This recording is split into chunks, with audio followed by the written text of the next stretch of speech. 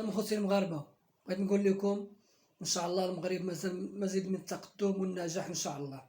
راه 20 مليون ديال السياح في هاد 2025 دخلوا للمغرب فضل كاس افريقيا، والمنتخب من 2022 المنتخب كيحقق النجاح، والمغرب السياح كيزيدوا يدخلوا للمغرب. واللي كينتقدوا المغرب الجزائر راه ما غيوصلوش للمغرب، راه مازالين كيعمروا سيتيرنات ديال الماء وما عندهمش تقدم كما المغرب. شي المغرب مدينه صغيره، ازرو ما يشبهوهاش. ازرو خصهم بالا بغاو يوصلوا غير لمدينه ازرو خصهم 20 عام ولا 30 عام باش يوصلوا لمدينه ازرو. اما افران راه خصهم 60 عام باش يوصلوا لها، ولا 70 عام باش يوصلوا بحال داك البني اللي كاين في افران وداك التقدم اللي كاين في افران. وما نهضروش على وجده، راه غير وجده راه ما يوصلوا لهاش، راه ما يوصلولهاش حتى هي، خصهم واحد 50 عام ولا 60 عام.